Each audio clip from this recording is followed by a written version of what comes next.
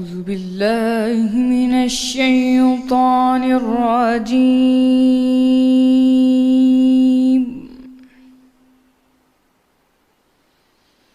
بسم الله الرحمن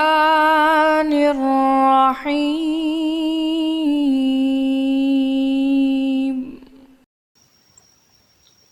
تم پر تمہاری مائیں اور بیٹیاں اور بہنیں اور پھوپھیاں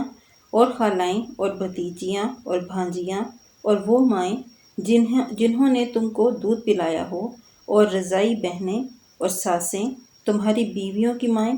حرام کر دی گئی ہیں، اور جن عورتوں سے تم مباشرت کر چکے ہو ان کی لڑکیاں جنہیں تم پرورش کرتے ہو وہ بھی تم پر حرام ہیں۔ ہاں، اگر ان کے ساتھ تم نے مباشرت نہ کی ہو تو ان کی لڑکیوں کے ساتھ نکاح کر لینے میں تم پر کچھ گناہ نہیں، اور تمہارے صلیبی بیٹوں کی عورتیں بھی، اور 2 بہنوں کا اکٹھا کرنا بھی حرام ہے، مگر جو ہو چکا سو ہو چکا، بے شک اللہ بخشنے والا اور رحم والا ہے۔ اور شوہر والی عورتیں بھی تم پر حرام ہیں مگر وہ جو اسیر ہو کر لونڈیوں کے طور پر تمہارے قبضے میں آ جائیں، یہ حکم اللہ نے تم کو لکھ دیا ہے، اور ان محترمات کے سوا اور عورتیں تم کو حلال ہیں۔ اسی طرح سے مال خرچ کر کے ان سے نکاح کر لو، بشرطے یہ کہ نکاح سے مقصود عفت قائم کرنا ہو، نہ کہ شہوت رانی۔ تو جن عورتوں سے تم فائدہ حاصل کرو ان کا مہر جو مقرر کیا ہو ادا کر دو، اور اگر مقرر کرنے کے بعد آپس کی رضامندی سے مہر میں کمی بیشی کر لو تو تم پر کچھ گناہ نہیں،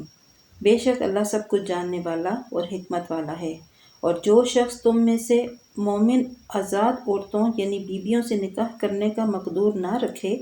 تو مومن لونڈیوں ہی سے جو تمہارے قبضے میں آ گئی ہوں نکاح کر لے، اور اللہ تمہارے ایمان کو اچھی طرح جانتا ہے۔ تم آپس میں ایک دوسرے کے ہم جنس ہو تو ان لونڈیوں کے ساتھ ان کے مالکوں سے اجازت حاصل کر کے نکاح کر لو، اور دستور کے مطابق ان کا مہر بھی ادا کر دو،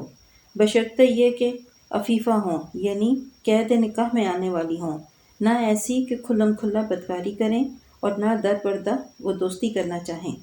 پھر اگر نکاح میں آ کر بدکاری کا ارتکاب کر بیٹھیں تو جو سزا آزاد عورتوں یعنی بیویوں کے لیے ہے اس کی آدھی ان کو دی جائے۔ یہ لونڈی کے ساتھ نکاح کرنے کی اجازت اس شخص کو ہے جسے گناہ کر بیٹھنے کا اندیشہ ہو، اور اگر صبر کرو تو یہ تمہارے لیے بہت اچھا ہے، اور اللہ بخشنے والا مہربان ہے۔ صدق اللہ